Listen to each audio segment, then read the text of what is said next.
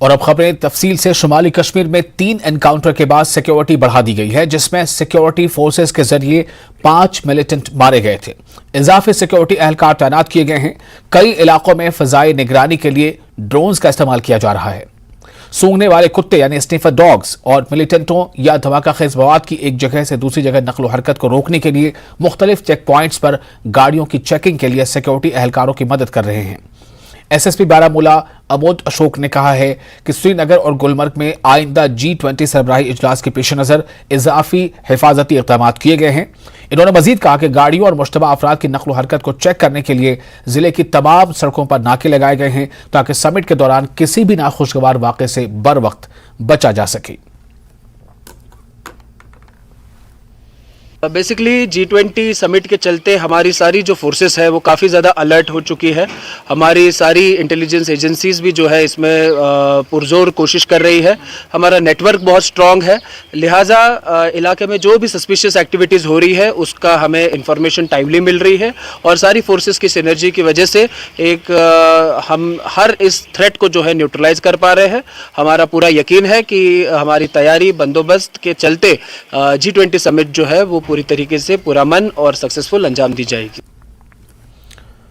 Go Air के मालियाती बहरान के बाद फजाई किराए आसमान को छू रहे हैं। श्रीनगर से दिल्ली के हवाई टिकट की कीमत 26,600 रुपए है, जो दुबई या दूसरे एशियाई मुल्क के टिकट से बहुत ज्यादा है। सियाहत से जुड़े अफराद ने सियाहती मौसम में किरायों में अचानक इजाफे पर अपनी तशवीश का इजहार किया है। सयाहों ने किरायों में इजाफे की शिकायत की है। पता है कि कश्मीर में इस पर टूरिज्म का बूम है, बहुत ही अच्छा फुटफॉल है, लेकिन पिछले कुछ दिनों से यहाँ पे कुछ कैंसिलेशंस भी आ रही हैं। जो लोग यहाँ पे आना चाहते थे उनमें कुछ लोग अपने ट्रैवल प्लान्स जो डाइवर्ट कर रहे हैं। इसका मेन रीज़न जो है वो यहाँ का स्काई रॉकेटिंग एयरफेयर है। यहाँ पे गोयर ने जो रिसेंटली इंसॉल्वेंसी डिक्लेयर की, उसकी वजह से यहाँ पे गोयर ने सब फ्लाइट्स कैंसिल कर दी श्रीनगर रूट के लिए, जिसका जो दबाव है ना दूसरी एयरलाइंस पे पड़ गया। ये हर बार होता है जब यहाँ पे सीजन पीक पे होता है, तो जो एयर टिकट्स बहुत एक्सपेंसिव होती है, उसकी वजह से यहाँ पे टूरिस्ट जिनको आना होता है, जो बजट टूरिस्ट है वो यहाँ नहीं आ सकते। अभी देखिए, अभी एक और फ्लाइट जो है वो बंद हो चुकी है, तो उसकी वजह से भी बहुत ज़्यादा नुकसान हमको उठाना पड़ा।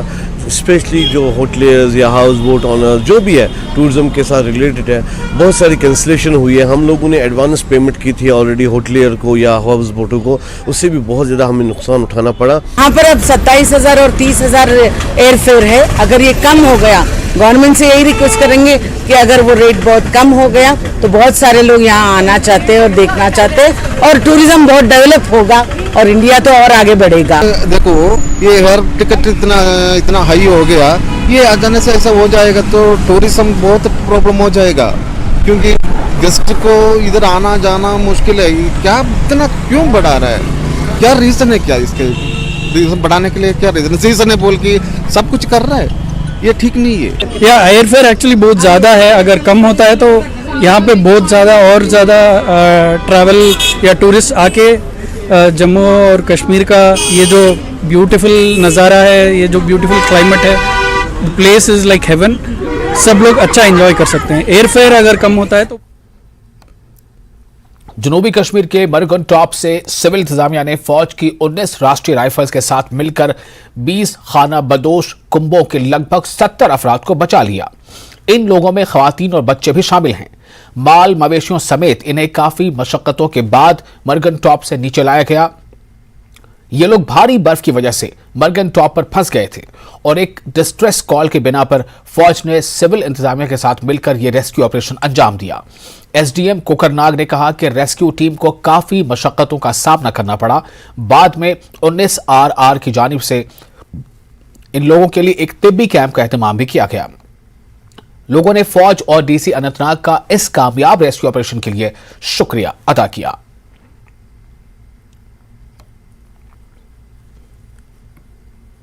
अंडमान निकोबार से ताल्लुक रखने वाले 8 सयाहों समेत 10 अफराद को आज बेकन पुलिस व जिला इंतजामिया अनंतनाग की मदद से रेस्क्यू किया गया है। ये सभी अफराद अंधेरे में रास्ता खो जाने की वजह से जवाहर टनल के ऊपर बी टॉप तक पहुंच गए थे, जहां पर ये भारी बर्फबारी की वजह से फंसे हुए थे। लेकिन जो ही पुलिस और सिविल इंतजामिया को इस बात की इत्तला मिली तो फौरी तौर पर बचाव कार्रवाई शुरू की गई और सभी अफराद को सही सलामत वहां से निकाल लिया गया। बाद में इन लोगों को नवेगा टनल के जरिए जम्मू की जानिब रवाना किया गया। इन सभी लोगों ने पुलिस, बेकन और मकामी इंतजामिया का शुक्रिया अदा किया।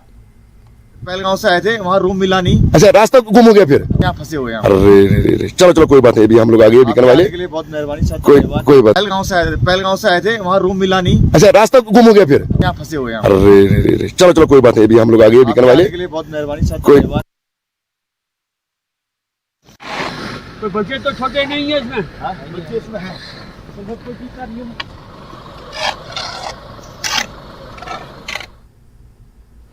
और आज सुबह सोनामर्ग पुलिस ने सैकड़ों गाड़ियों को सोनामर्ग से द्रास की तरफ जाने की इजाजत दी।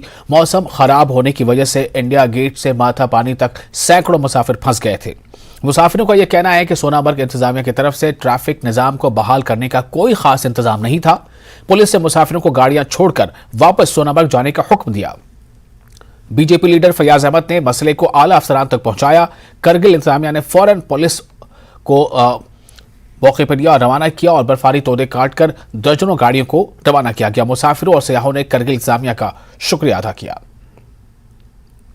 तो आज अफसोस का मुकाम है कि हमारे सोनामर्ग साइड की पुलिस ने वहाँ से ट्रैफिक छोड़ा है और कम से कम 2-2.5 हज़ार लोग अपने जानों में खेल रहे हैं, वहाँ फंसे हुए हैं। सुबह के 6 बजे से हमारी गाड़ियाँ वहाँ फंसी है, तो वहाँ पे पैसेंजर्स हैं, बच्चे हैं, उन सारों को लेके हमारे लोग वहाँ बैठे हैं। और हमारे मीनामर्ग साइड के जो है इंचार्ज हैं, SHO हैं, और उनका जो अमला है पुलिस वाले, वो सारे उधर जा चुके हैं। मतलब रोजले में वो बेचारे जान हथेली में लेके काम कर रहे हैं। हजारों लोगों की जान खतरे में डालकर गाड़ियां वहां से छोड़ा।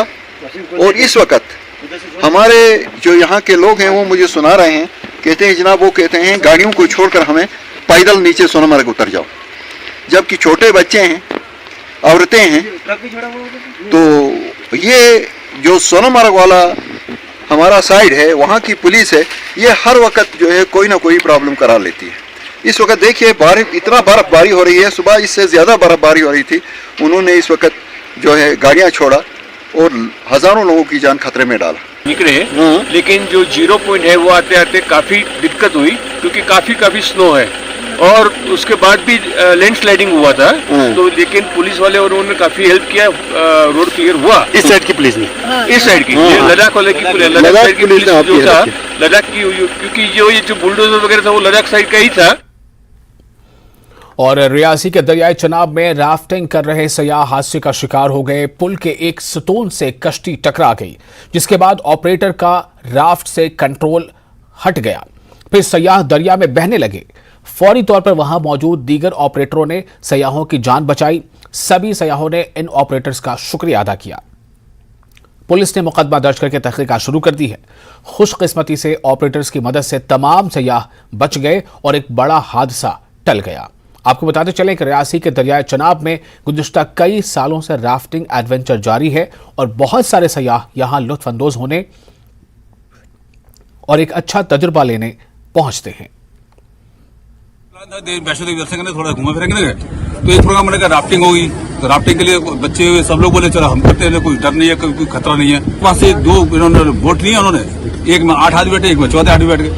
अब वो भगा, एक गाड़ी तो हमारे पास निकले, दूसरी जो आई वो, अच्छा मेरी निगाह दूर से पड़ गई कि कोई गाड़ी पलटी, कुछ लोग भाग रहे हैं। रुको गाड़ी पलटी है, उसका कोई दिख नहीं है, कोई आगे 2 आगे 12, एक इधर आ रहा है। एक कोई पिलर से बच्चे का पिलर से टकराइएगा, बोट पिलर से टकराइएगा बोट, तो वो वहां से पलटी है। तो अब वो ड्राइवर का पता नहीं लगा वो कहाँ है, जो ले नाव चला के ले गए थे। बाकी तो भैया जब मुझे खबर लगी तो मैं तो इनके शुक्रिया करता हूँ सारे लोगों को, उन्होंने 400 से घेराबंदी करी। तो नाव ये पहली छोड़ गए, पुलिस ने मदद किया, पुलिस नहीं आई, पुलिस तो अब आई है, लोकल लेवल से उन्होंने 400 से घेराबंदी करके लोगों को बचाया। जैसे ही सुना कि कोई बोट में से 2-4 लोग बाहर आ गए हैं, तो हम लोग सब अपने ऑफिस क्लोज करके पहले हम रेस्क्यू के लिए आ गए। सब लोग एक्सपर्ट हैं, जितने भी एक्सपर्ट थे सब आ गए, सबको सही सलामत बाहर निकाला है। और सब ठीक है और खुश है। झांसी के दरिया चिनाब में पर्यटकों से भरी हुई राफ्ट आज अचानक हादसे का शिकार हो गई, जिसके बाद बड़े पैमाने पर जो था वो रेस्क्यू चलाया गया। उन टीमों द्वारा जो टीमें लगातार यहाँ पर प्रतिदिन एडवेंचर जो है वो उन पर्यटकों को करवाती हैं। जो पर्यटक श्री माता वैष्णो देवी जी के दरबार पर नतमस्तक होने के लिए आते हैं और टूवर्स जो है वो शिवखोड़ी की तरफ जो है वो भोले बाबा के दर्शन करने के लिए भी जाते हैं, लेकिन बीच में दरिया चिनाब है और दरिया चिनाब में यहाँ पर एडवेंचर जो है वो राफ्टिंग का करवाया जाता है और हर कोई इच्छुक होता है कि कहीं ना कहीं दरिया चिनाब की उछलती हुई लहरों के बीच जो है वो कुछ समय बिताया जाए। लेकिन आज उन पर्यटकों के साथ एक हादसा पेश आ गया, जिसके बाद जो था वो यहाँ के स्थानीय लोगों ने और तमाम जो राफ्टिंग के ऑपरेटर्स हैं, जो ट्रेनर हैं, उन्होंने यहाँ पर बड़े पैमाने पर रेस्क्यू चलाया, क्योंकि एक बड़ा चैलेंज जरूर था उन सबकी जानें बचाना जो इस दरिया चिनाब में बहते जा रहे थे, जिसमें नन्हे बच्चे भी जिनमें शामिल थे। लेकिन अब सभी को सुरक्षित जो है वो बाहर निकाल दिया गया है। जम्मू कश्मीर पुलिस के भी जवान यहाँ पर मौजूद थे और ये तमाम जो लोग देख रहे हैं, ये सभी लोग यहाँ पर कहीं ना कहीं उन लोगों को बचाने के लिए यहाँ पर जरूर गए थे। यहाँ पर जो लोग दरिया चिनाब में बहते ही जा रहे थे, लेकिन अब गनीमत यही रही है कि सभी के सभी लोग जो इस राफ्ट में मौजूद थे वो सुरक्षित कहीं ना कहीं अब अपने घर की तरफ जो है वो लौट चुके हैं। न्यूज़ 18 नेटवर्क के लिए करणदीप सिंह, रियासी। और उसी तरह से एक और खबर, अनंतनाग के करेगाम काजीगुंड के नाले में तुगयानी जैसी कैफियत पैदा होने की वजह से भेड़ बकरियों का एक बड़ा झुंड दरिया के बीचों बीच फंस गया था, जिसके इत्तला पाते ही एसएचओ काजीगुंड और म्युनिसिपल कमेटी काजीगुंड के एहलकारों पर मुश्तमिल एक रेस्क्यू टीम ने जाए मौके पर पहुंचकर बचाव कार्रवाई शुरू की। काफी मशक्कतों के बाद, दिक्कतों के बाद 250 के करीब भेड़ बकरियों को डूबने से बचा लिया गया। मकामी लोगों ने पुलिस और म्युनिसिपल कमेटी की इस बरवक्त कार्रवाई की काफी सराहना की।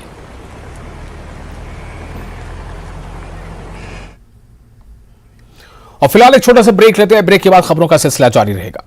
तो उसमें मेरे को बहुत सबों ने, मैंने जब कईयों से पूछा कि इस तरह से अगर मुझे चैनल बनाना है, जैसे मेरे बेटा है, मेरे हस्बैंड है, तो ये चीज़ भी कईयों ने बोली कि अगर आपको कुकिंग करनी है आप कुकिंग का बना सकते हो, या सिलाई कर मैं सब कुछ लेती हूँ, मगर मैं चैनल वगैरह या ऐसी लाइव वगैरह मैं इस चीज़ में स्टार्ट करना चाहती थी जिसमें मतलब मुझे खुशी मिले, और गेमिंग मेरे लिए सबसे ज़्यादा परफेक्ट है।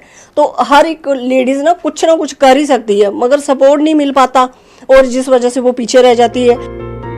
रितु की अब एक इच्छा है कि वह चाहती है कि हर गृहिणी आगे आए और अपने अपने क्षेत्र में अपनी पहचान बनाए। वह उन महिलाओं की भी मदद करना चाहती है जो ऑनलाइन स्ट्रीमिंग के माध्यम से नाम और शोहरत कमाना चाहती हैं। न्यूज़ 18 के लिए समीर भट्ट की रिपोर्ट।